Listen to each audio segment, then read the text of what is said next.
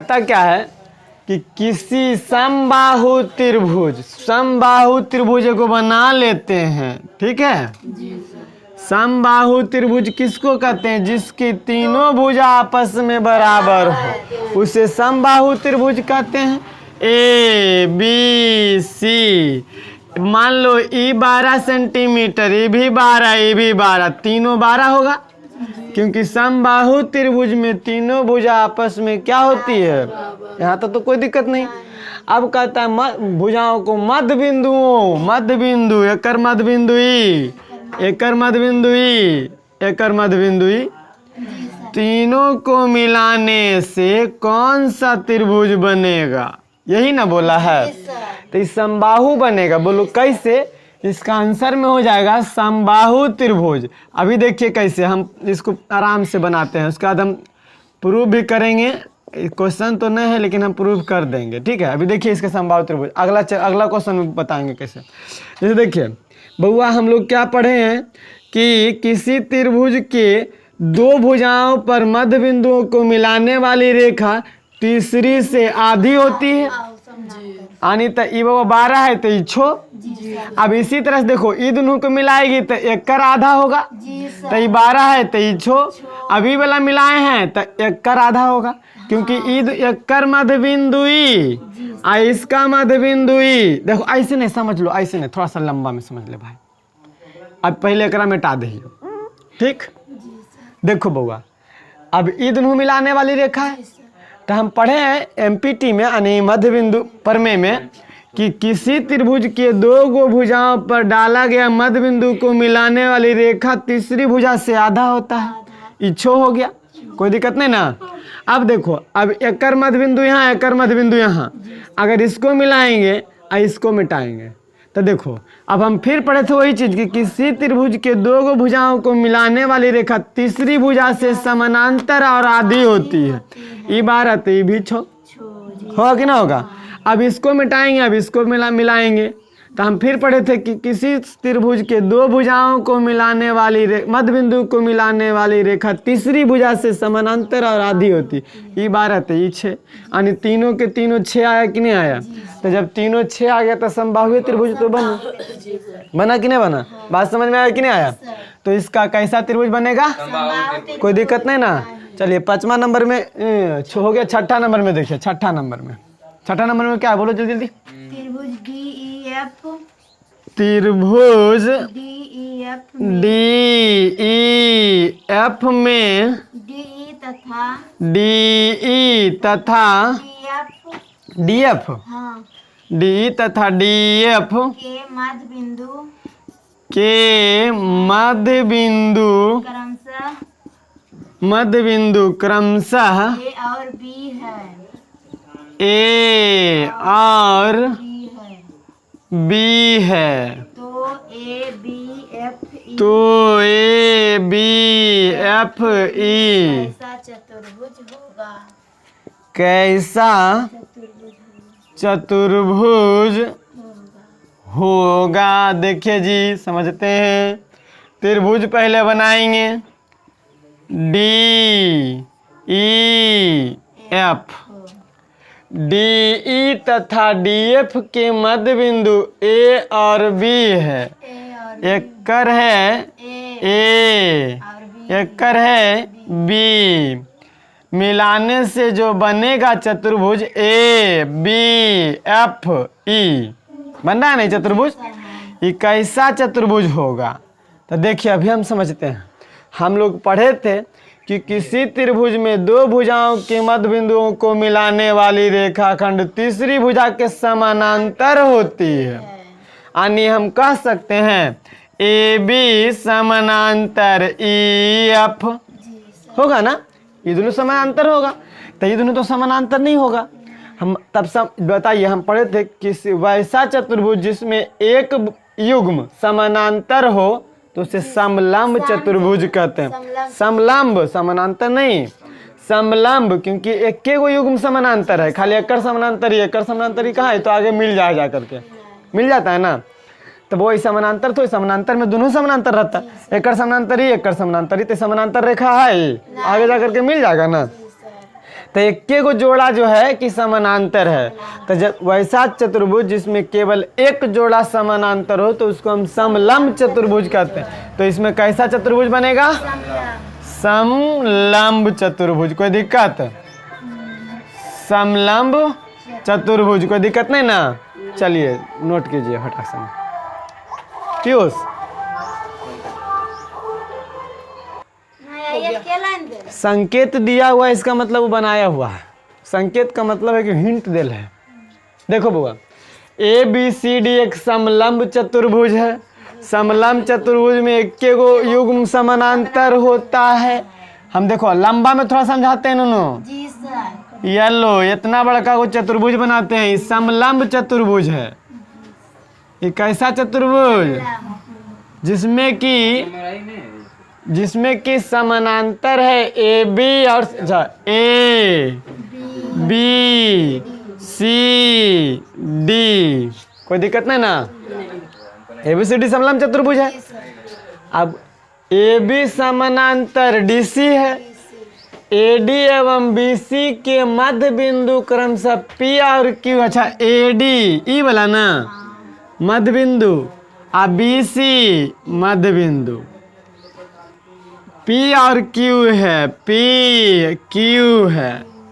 A B बराबर 4 centimetre, C D बराबर 7 centimetre. तब क्या करना? पी क्यू ज्ञात करना है। पी क्यू की लंबाई ज्ञात करना है ना बउआ? तो इसमें थोड़ा सा टेढ़ियल रहेगा, क्वेश्चन है थोड़ा सा घुमा दिया है। ये तो मध्य बिंदु है, ये है बउआ। देखिए अब ई लंबाई देल है, ई लंबाई देल है, कर लंबाई ज्ञात करेला बोल दिया है। तो इसके लिए हमको क्या करना पड़ेगा? लंबा में बना दियो। जी सर। चलो लंबे में बनाते हैं। तो हम कह सकते हैं दिया है ए बी सी डी एक समलंब चलो है ना, समलंब चतुर्भुज है, जिसमें ए बी समानांतर सी डी है ना बउआ? और हम कह सकते हैं ए डी तथा ए सी का मध्य बिंदु कौमा ए डी तथा बी सी का मध्य बिंदु क्रमशः पी तथा क्यू है। यही ना है? और ए बी बराबर 4 सेंटीमीटर और डी सी बराबर 7 सेंटीमीटर। तो ज्ञात करना है पी क्यू बराबर क्या होगा? यही ना नूनू? तो ज्ञात करना है पी क्यू बराबर क्या हो, इसलिए वो रचना करना पड़ेगा। रचना काहे करेंगे? जो समझिए, क्योंकि रचना नहीं करेंगे तो हमको इस सब के बारे में कुछ पता ही नहीं है। रचना करेंगे। देखिए ऐसा रचना करते हैं, विकर्ण एसी मिला दिए हम। क्या किए रचना में? विकर्ण एसी को मिला दिए। डॉट डॉट लाइन से रहेगा ये तो पता है आपको कि जो रचना करते हैं वो डॉट डॉट से करते हैं। अच्छा ऐसा हम क्यों किए? क्योंकि समझिए बात, हम लोग पढ़े हैं किसी त्रिभुज में कि दो बिंदु को मिलाने वाली रेखा हमेशा तीसरी भुजा के आधा होता है। यानी ई वाला जो है आधे है इतना दूर। बात समझ में आ रहा है ना? एक कर आधा है ई वाला, अगर ये 7 है तो ये 3.5 है ना बउआ? इसीलिए हम रचना किए कि हमको समझ में आ गया। अब बउआ देखो समझाते हैं। एक कर समानांतर ई है, दिल है समानांतर, अब पी क्यू है जो कि मध्य बिंदु है। अभी आप समझिएगा, हम तो आपको बताए थे 2 गो प्रमेय साबित किए थे। एगो मध्य बिंदु के मिलाने वाली रेखा समानांतर होती है और आधी होती है।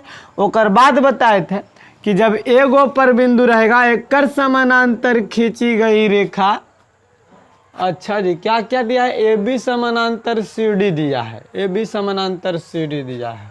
अच्छा, बी सी के मध्य बिंदु क्रमशः पी और क्यू है, मध्य बिंदु क्रमशः पी और क्या है? क्यू है। चलिए ठीक है, पी और क्यू यहाँ तक तो कोई दिक्कत नहीं है। अब बताएंगे इसको, देखिए कैसे बुआ। हम लोग इसको खींच दिए तो ये तो त्रिभुज बन गया एगो। और जब त्रिभुज के एक रेखा पर बिंदु डाला गया, एकर समानांतर खींचल गया रेखा, क्योंकि आधा आधा वो तो ये भी समानांतर होगा, पी क्यू भी क्या होगा? क्योंकि देखो इस समानांतर रेखा था दोनों, इसको ऐसे बनल है। तो बताओ ये जितना ई है और जितना ई पता तो नहीं है बउआ, नहीं ना पता है, तो हम कह सकते हैं इसको डायरेक्ट वे में ऐसे बोल सकते हैं। इसका में क्या बोल सकते हैं, क्योंकि अभी तो हम लोग साबित नहीं किए इसको, तो हम उसे बना भी नहीं सकते हैं। तो सिंपल सी बात है, रचना करने के बाद क्या कर सकते हैं बुआ, एकर आधा ई होगा और ई त्रिभुज में देखो इसका आधा ई होगा, उल्टी त्रिभुज बाही वाला। तो एकर आधा ई और एकर आधा ई, यानी ई दोनों के जोड़ के आधा हो जाएगा। नहीं समझ में आया बात नहीं समझ में लो कैसे के लीजिए। हम कह सकते हैं बउआ ऐसे, हम इसको साबित करके देखो, दिखाते हैं, साबित करते हैं। P यहाँ पे मान लें O, बिंदु O, तब PO बराबर क्या होगा? एकर आधा होगा ना। यानी हम रचना में क्या किए, विकर्ण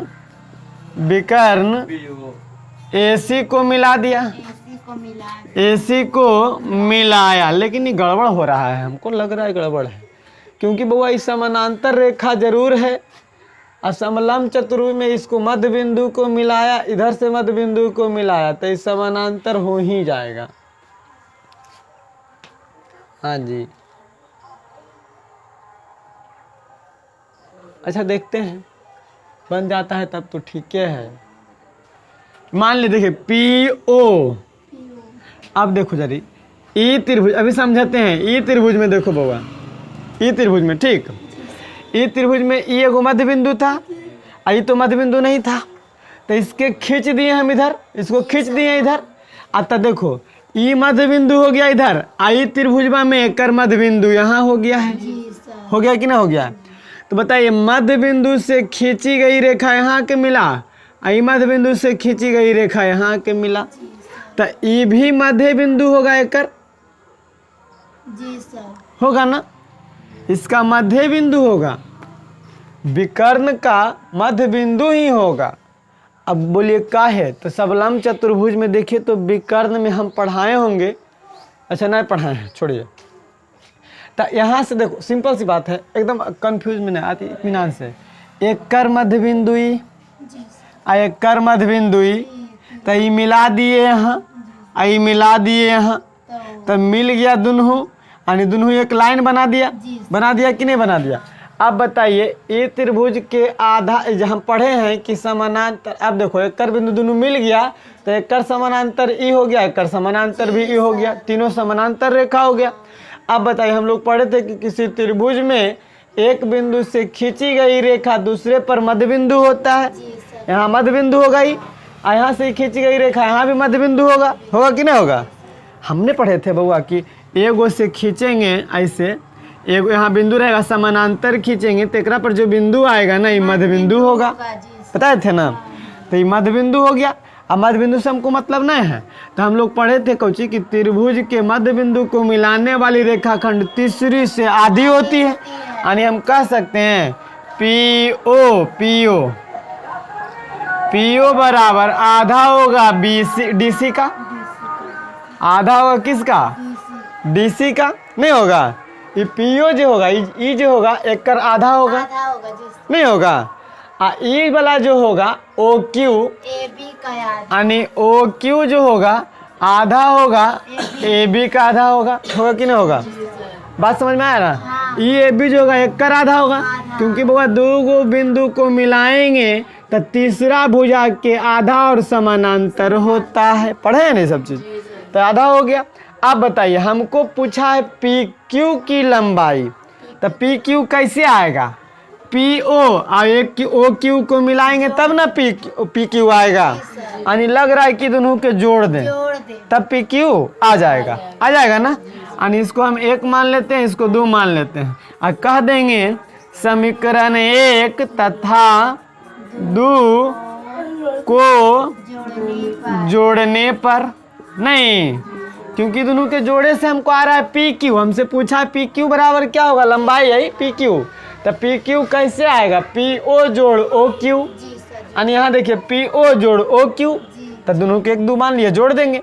अब जोड़ेंगे देखिए पी ऐसे जोड़ेंगे पी ओ बराबर कहने वाला अलगे जुटता है, अब बराबर कहने वाला अलगे जुटता है, तो पी ओ जोड़ ओ क्यू अब बराबर में 1/2 डी सी जोड़ 1/2 ए बी